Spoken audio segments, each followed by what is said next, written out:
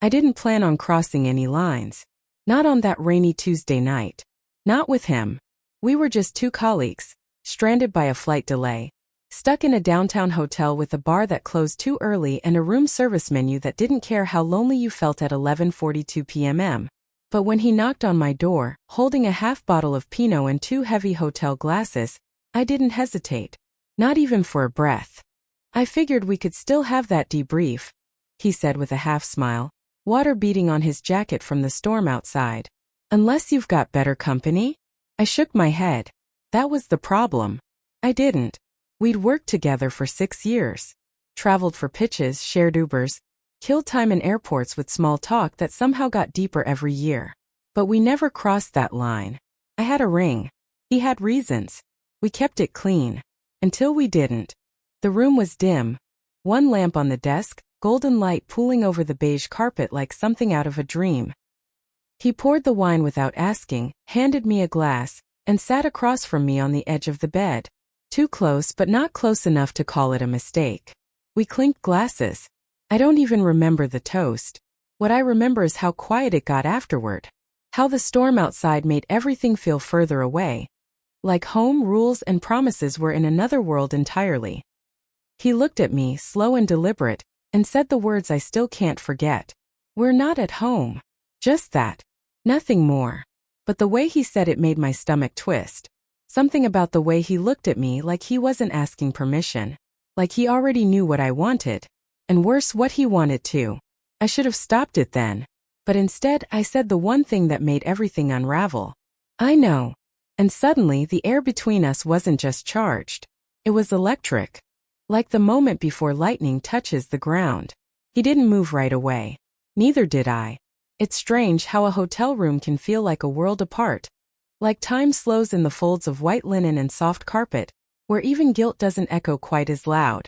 We sat there, wine in hand, eyes locked, both of us pretending to sip but barely tasting it. The silence between us wasn't empty.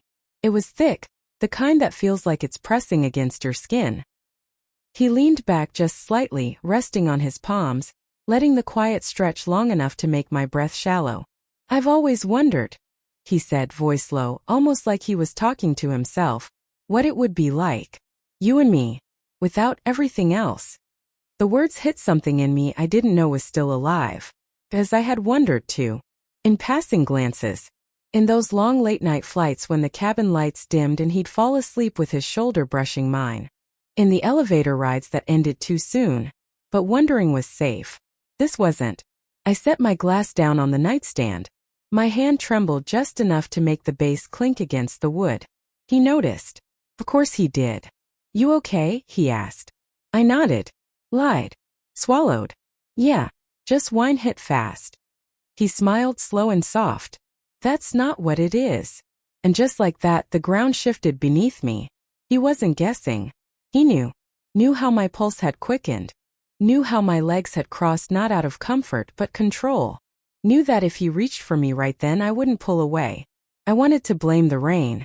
The room. The way he looked at me like I was something rare. Something no one had truly seen in years. But the truth was simpler. I was starving. For this kind of attention. For the way his gaze didn't drift to his phone. For how his silence wasn't passive, it was waiting. Listening. My body was already betraying me. And he hadn't even touched me yet. He moved closer. Not suddenly, not dramatically. Just enough that I could feel the warmth of his body before I could think of a reason to stop him. I didn't flinch. I didn't breathe. He didn't touch me. But the air between us felt thinner. Like anything more. A word, a sigh, a slip would set it all on fire. We can stop, he said quietly. You don't owe me anything. It was the kindness in his voice that undid me. Because if he had been bold, reckless, if he had tried to seduce me with charm, I might have pulled away. But he didn't. He gave me the space to walk, and in doing that he made me want to stay. My hand was still on the bed beside me. And his was only inches away. I didn't move it. He noticed that too. Our knees touched. Barely. A brush of fabric. But it was enough to send a flush up my neck. He leaned in just a little, and this time I didn't pretend to look away.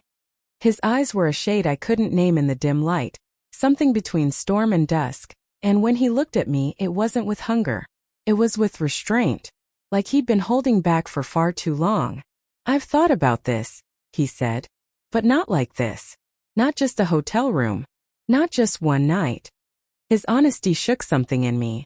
Because that's what I'd always feared. That this would just be a moment. A lapse. Something we both ran from the second we stepped back into our real lives. But this didn't feel like that. It felt heavy. Inevitable. "I know we're not supposed to," I whispered, finally letting the words fall from the place I'd buried them for years.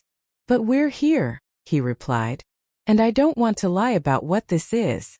His fingers brushed mine. Light as breath. Testing. And I didn't pull away. Her eyes stayed on mine too long. That's what people say when they remember the moment it changed. When you know it's not innocent anymore. I looked at him. And I didn't look away. We stayed like that, on the edge of something we'd never dared name for what felt like forever. Fingertips barely touching. Hearts pacing like they'd both forgotten the rules. The rain deepened outside, steady and rhythmic against the window pane. Like the world was giving us a soundtrack to fall apart to. He finally let his fingers thread between mine. Slowly. Carefully. As if every inch mattered. And God, it did. Felt it all. The warmth of his skin. The gravity pulling us closer. The way our hands fit together like they'd done this before. Maybe in some other version of our lives where timing wasn't so cruel. "I don't want to hurt you," he murmured, his thumb brushing the side of my hand. "Or make this worse." I laughed, but it wasn't light. "Too late for that," I whispered. Because the truth was, the moment he walked into that room, I hadn't been the same. And maybe that's what scared me most. We were both living double lives. Smiles at breakfast tables we no longer felt welcome at. Longing tucked into quiet glances across meeting rooms. Promises made to people who never really saw the parts of us we'd locked away. But here, in this dim hotel room with one lamp and 2 glasses of half-finished wine, I felt seen. Not for the version of me who hit deadlines and managed crises. Not for the woman who wore a ring but hadn't been truly touched in years. He saw the me beneath all that. And still wanted her. He leaned in, not rushing, just closing the space like it was always meant to be closed. His forehead touched mine. No kiss yet. Just the warmth of him, the slow rise and fall of our breath, sinking like tide and moon. "You sure?" he asked. I nodded. But the truth? I wasn't sure of anything, except that if I didn't let this happen, I'd spend the rest of my life wondering what it would have felt like. And wondering hurts more than regret. So I closed my eyes and let myself fall toward the edge we'd been pretending not to see. The first kiss didn't feel stolen. It felt like something we'd left unfinished years ago. Paused in the silence between elevator floors, in the accidental brush of hands passing coffee, in those long loaded glances we always broke too soon. When his lips finally touched mine, it wasn't fireworks. It was fire. Slow, spreading, devastating.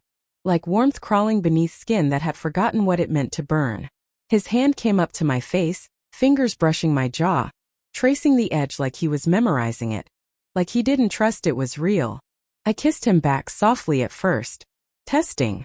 Then with something deeper, something that made both of us pause for breath. There was a moment, one sharp inhale between kisses, where we both opened our eyes. And it hit me.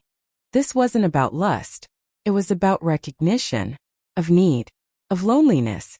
Of something unspoken that had been blooming in the quiet between us for years. He pressed his forehead to mine again, breath uneven. "I've wanted this for so long," he said. "But I never let myself believe it could happen." I swallowed hard. It shouldn't be happening. He didn't argue. He just looked at me like he was about to say something, then stopped himself. Instead, his thumb ran along my bottom lip, slow and reverent.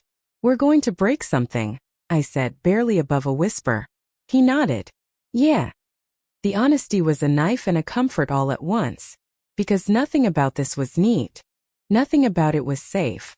But in that room with the storm outside and the world far away, all I could think was, I don't want safe. I want this. And God help me. I didn't care what it cost. We didn't speak for a while after that. There were no more questions. No more should we? Or what ifs. Just the slow unraveling of restraint piece by aching piece. He kissed me again, deeper this time. with a kind of hunger that didn't ask for permission, but still held me like I was something fragile. His hands slid down my arms, stopping just above my wrists. He held them there, not to restrain me, but to steady me. And maybe himself. Because we were both trembling. The room wasn't quiet anymore. I could hear everything, the sound of my own breath hitching, the faint rustle of sheets as we shifted, the rhythmic patter of rain hitting the window like a heartbeat trying to catch up. We moved slowly, unsure if it was tenderness or fear guiding us. His jacket slid off with a low whisper against fabric. My fingers followed the line of his collar, tracing skin like it was something sacred. Every touch was deliberate, careful, almost reverent. Like we both knew this wasn't something we'd be able to forget. And it wasn't just the heat between us, it was the way he looked at me even in the pauses. Like every inch of me held a secret he'd waited years to learn. I felt seen, wanted. Not for who I was back home. Not the wife, not the coworker. Not the woman who smiled politely through dinners and stared blankly at the ceiling at night. But me. In this room. In this moment. His breath caught as my lips found his neck. My name left his mouth like it wasn't just a word, but a question answered. We didn't rush. There was too much to feel.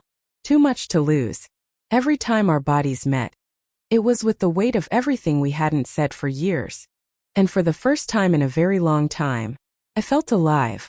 After we lay tangled in the soft hush of the room, skin still warm, heart still racing, the space between us impossibly close.